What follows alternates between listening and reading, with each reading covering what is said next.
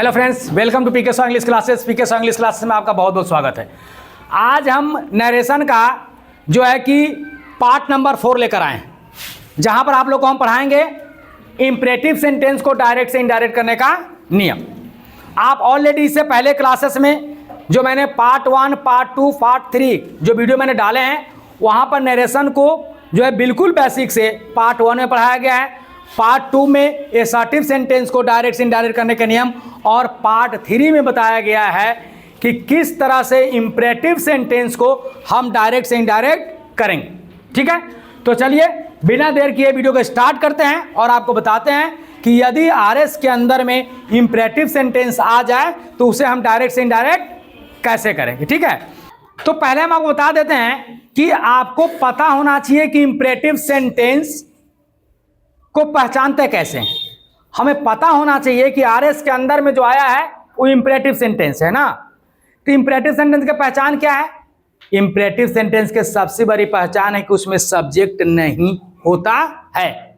Imperative sentence हमेशा V1 से या इंपरेटिव सूचक शब्द प्लीज या काइंडली या लेटस या लेट्स इत्यादि से शुरू होता है। तो हम समझ जाएंगे कि मेरा आरएस के अंदर जो सेंटेंस आया है वो इंपरेटिव में है। अगर हमें पता लग गया कि आरएस के अंदर आने वाला सेंटेंस इंपरेटिव में है तो उसे हम इनडायरेक्ट करने के लिए इन जो है कि नियमों को जो मैं आपको लिखवाने जा रहा हूं उसे फॉलो कर लेंगे। नंबर 1 पॉइंट क्या कहता है? नंबर पॉइंट 1 कहता है कि आरबी को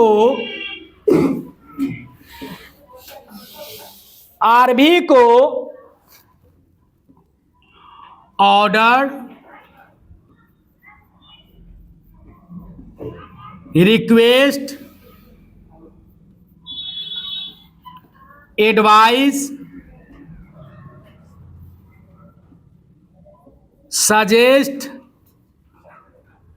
अर्ज, ठीक, या forward. Order, request, advice, suggest, अर्ज, फॉरवर्ड में बदल देते हैं,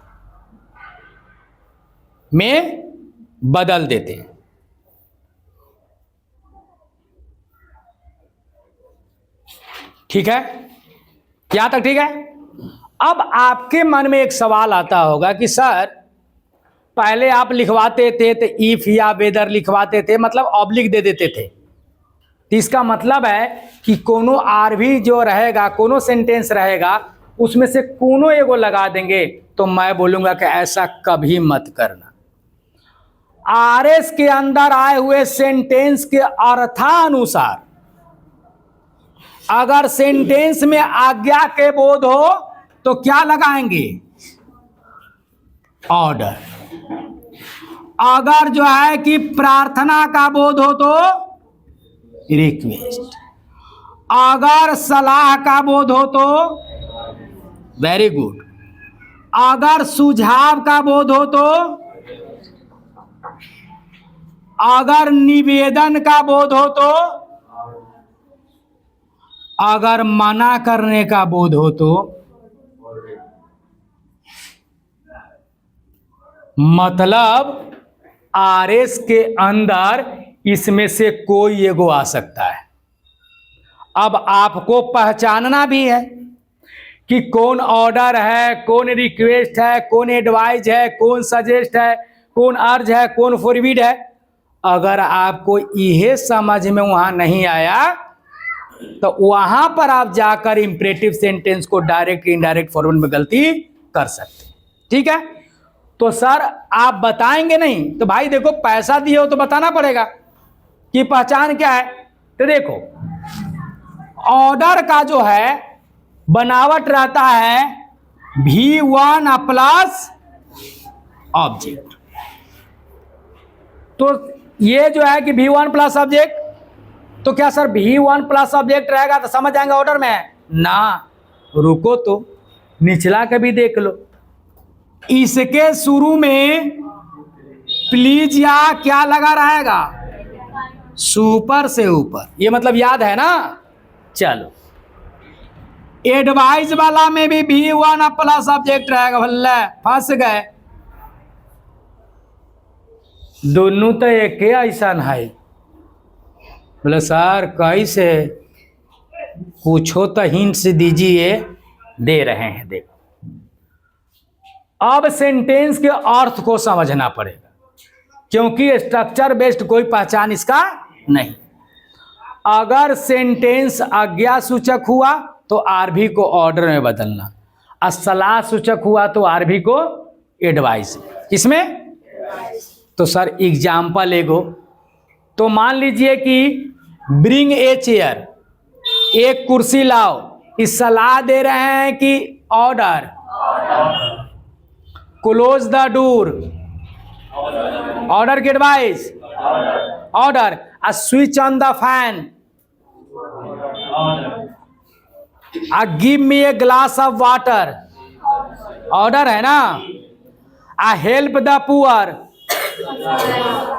एडवाइस है। आ respect your parents, obey your teachers, advice है ना। मतलब कि हमको सेंटेंस का मीनिंग आना चाहिए, तब ये दोनों क्या करेगा, अलग हो जाएगा। सजेस्ट कहां लगाएंगे, तो जौना में लेट अस या लेट्स लगा हो तो समझ जाना कि आरबी को कहां चेंज करना है, सजेस्ट। क्लियर है? अर्ज कहां लगाएंगे, तो अर्ज लगाएंगे जहां पर सेंटेंस हैव से शुरू होगा। किसे? बहुत लोग प्लीज काइंडली वाला में भी अर्ज लगा देते हैं, तो आप लगा सकते हो, ये कोई फॉरबिडन नहीं है कि नहीं लगाओगे। लेकिन जब कोई हमें बोलता है कि have a cup of T, cup of T, तो बताओ कि प्रार्थना कर रहा है कि निवेदन है? तो प्रार्थना और निवेदन में क्या अंतर है? प्रार्थना और निवेदन में क्या अंतर है? What is the differences between request and अर्ज? बहुत लोगों को पता नहीं इसके बारे में, जानते ही नहीं। बोला सर ये दोनों तो की है, अलग है। लेने के लिए रिक्वेस्ट करते हैं और देने के लिए अर्ज करते हैं। कहते हैं ना हिंदी में अर्ज है। आप सोचते हो कि इंग्लिश कहां से आया? अरे इंग्लिश हमारा जो है कुल मिलाकर हिंदी से तो है। हिंदी में तो बोलते हैं कि अर्ज करते हैं, अर्ज है। अर्ज मतलब देने के लिए। तो बोला है कि have a cup of T, मतलब क्या आप एक कप चाय लेंगे? तो दे रहे हैं कि मांग रहे हैं? दे रहे हैं ना। तो वहां पर क्या रहेगा, अर्ज। जहां हैव से शुरू होगा तो गलती से भी तुम वहां रिक्वेस्टेड ना लगाकर, रिक्वेस्ट ना लगाकर क्या लगाना, अर्ज। ठीक है। फॉरबिड कहां लगाएंगे सर? तुम मना करेगा तब। जैसे मान लीजिए दिए कि ही सेड, क्या दिया, ही सेड, आ कॉमा दे दिया, inverted comma start, don't go out. ये क्या है? मना कर रहा है, नकारात्मक ऑर्डर है, नेगेटिव ऑर्डर। कौन ऑर्डर? तो अब उस जगह पर क्या करेंगे, हम आरबी को फॉरबिड में चेंज करेंगे। किसमें? दूसरा कहता है कि कॉमा और इन्वर्टेड कॉमा को हटा देते हैं। लिखते रहिए जी क्लास वाले।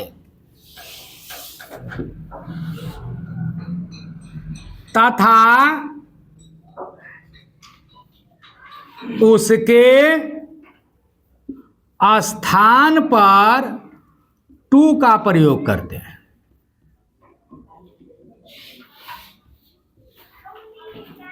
क्या करते हैं? टू का प्रयोग करते हैं।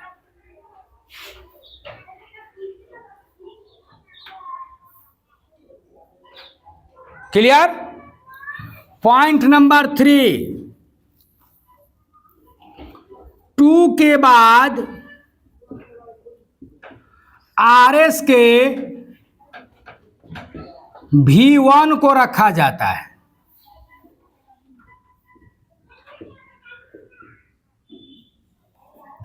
और पॉइंट नंबर 4 कह रहा है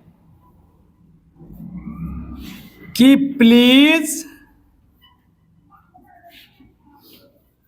काइंडली या डू,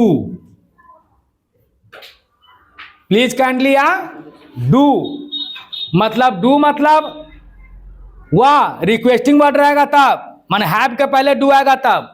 अगर मान लीजिए डू हैव है ना, तो हैव को छोड़ देंगे, डू को क्या करेंगे, हटा देंगे। लेकिन अकेले डू आएगा तो उसको नहीं हटाएंगे। प्लीज काइंडली या डू को क्या करते हैं, हटा देते हैं।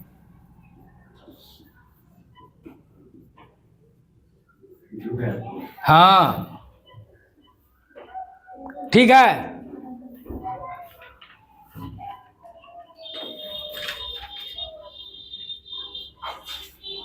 पांच नंबर, बाकी सभी नियमों को ध्यान में रखते हैं।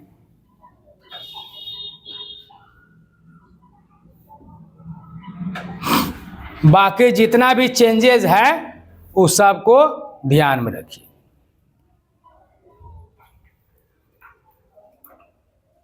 क्लियर हो गया। लेकिन एक चीज आप लोग भी ध्यान रखिएगा, सजेस्ट पर आधारित जितने भी आपको सेंटेंस है ना, वो इस नियम पर नहीं बनेगा। सजेस्ट वाला अगला नियम ले लेता है, उसका नियम बदल जाता है। ऑर्डर बन जाएगा, इस पर रिक्वेस्ट बन जाएगा, एडवाइस बन जाएगा, उसके बाद जो अर्ज बन जाएगा, फॉरबिड बन जाएगा। लेकिन लेटेस्ट वाला सेंटेंस इस फॉर्मेट पर नहीं बनेगा। तो सर कैसे बनेगा, तो हम बताएंगे आपको, कंटिन्यू रखिए क्लास। इसमें जो है एक सेंटेंस है यहां पर, he said don't go out. दूसरा ले लेते हैं, Raju said please help me. 1 number, 2 number, 3 number. My father said, comma not comma start, help the poor, invert comma close. Number 4 कह रहा है, he said to me let us play, let us play. और 5 number, Raju said have a cup of tea. हो गया। अब चलिए इसमें एक एक करके देखिए, बनाइए। ही सेड टू मी, तो ही के तो ही रहेगा, और आरएस के अंदर जो सेंटेंस आया है वो क्या मांग रहा है, ऑर्डर, रिक्वेस्ट, एडवाइस, सजेस्ट, अर्ज या फॉरबिड। तो अब यहां पर फॉरबिड लगेगा कि उसका V2 फॉरबिड लगेगा, V2 लगेगा। याद रखिएगा, वहां मैंने जितना लिखवाया है सब V1 लिखवाया है। अब आपको यहां देखना है कि आरबी अगर V2 में हो तब आरबी का जो आप ऑर्डर लाइएगा तो ऑर्डर्ड हो जाएगा, रिक्वेस्ट रिक्वेस्टेड हो जाएगा, एडवाइस एडवाइज्ड हो जाएगा। तो यहां पर हो जाएगा फॉरबिड, फॉरबिड। ठीक है, फॉरबिड हो गया। और जब फॉरबिड लग गया ना तो डोंट क्या करेगा, हट जाएगा पूरा। डोंट पूरा एक साथ, डोंट रहे या डू नॉट रहे, पूरा हट जाएगा। अब कॉमा इन्वर्टेड कॉमा हटाकर क्या लगाएंगे, टू। और टू के बाद बाकी शेष सभी शब्दों को क्या करेंगे, उतार देंगे। तो सर इसका कोई और तरीका है, तो हां, आप चाहे तो इस नियम पर बना सकते हैं।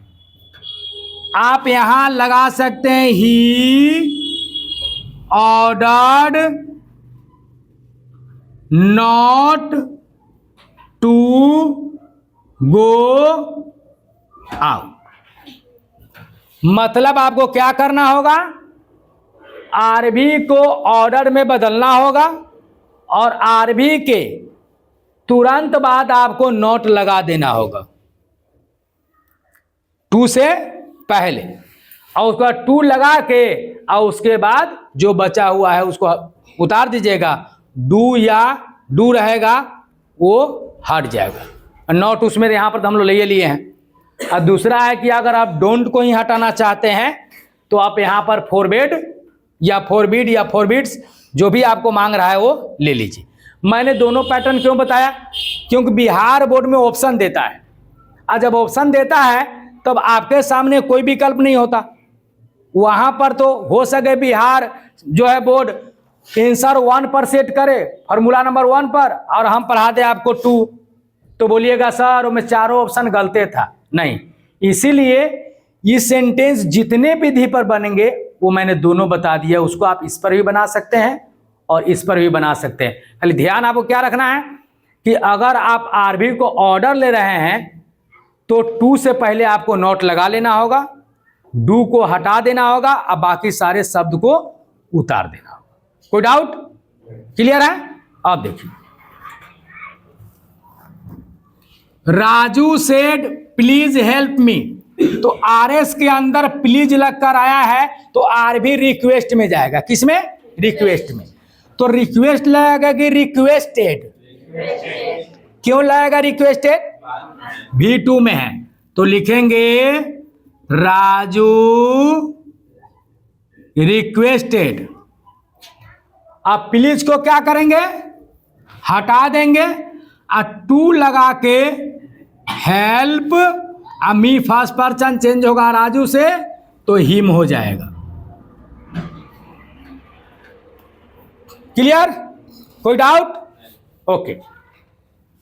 अब यहां पर दीजिए दिया है हेल्प द पुअर, ऑर्डर है, रिक्वेस्ट है कि एडवाइज है? एडवाइज है। एडवाइज है तो आरबी हमारा एडवाइज में जाएगा। क्या में जाएगा? एडवाइज में। तो लिखेंगे माय फादर ADVISED, क्योंकि V2 में है तो हम भी एडवाइज को एडवाइज्ड में बदल दिए। टू लगाएंगे, उसके बाद हेल्प द, कोई डाउट? बात समझ में आया? अब देखिए यहां पर he said to me let us play, तो हम बताते ना कि लेटेस्ट वाला आएगा तो रूल चेंज हो जाएगा, बोले थे ना। कुछ चेंज नहीं होता है, हम तो ऐसा ही कह रहे थे, तुम लोग सीरियस हो जाना। अब आइए यहां पर, टेस्ट हो ना गया। अब यहां आइए, ये क्लियर है तो अब यहां पर क्या करेंगे? ही लगाएंगे, ही के बाद सजेस्टेड। कितना लिखा कहते कहते सुजेस्टेड है, सु नहीं है, स है, सजेस्टेड।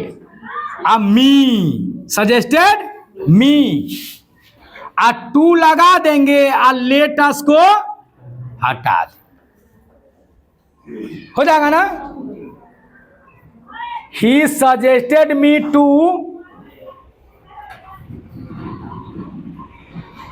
प्ले, हाँ लेटस को क्या करेंगे? हटा दें। दूसरा एक और नियम है कि he suggested me that we should play, that वाला नियम पर ही बनता है, ऐसा नहीं कि नहीं बनता है।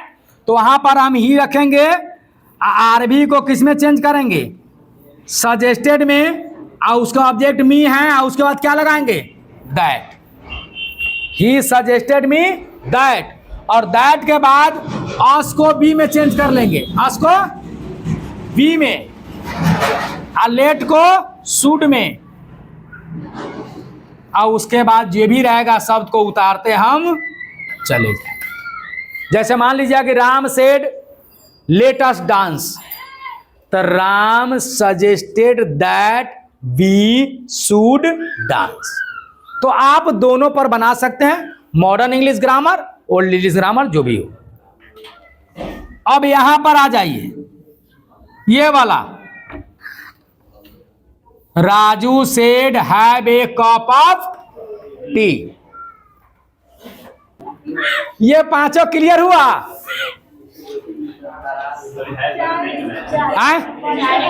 अच्छा अच्छा अच्छा, तो राजू और जो हो जाएगा to have a cup of tea. देखो, हाँ, कप ऑफ टी मतलब जे रहेगा वो सब उतरिए जाएगा, खाली आप अर्ज में बदल दीजिएगा, टू लगाकर बाकी सबको उतार दीजिएगा। अगर प्रोनाउन चेंज करने वाला होगा तो कर दीजिएगा। अब देखिए, आशा नहीं, हमें पूरा विश्वास है कि आप लोग के क्लास प्लस कॉमेडी दोनों समझ में आया होगा। बात समझे कि नहीं? अगर समझ गए हैं तो इस वीडियो को फॉरवर्ड कर दीजिएगा, ठीक है। Thanks for watching this video, thank you very much. कल मिलते हैं एक नए वीडियो के साथ।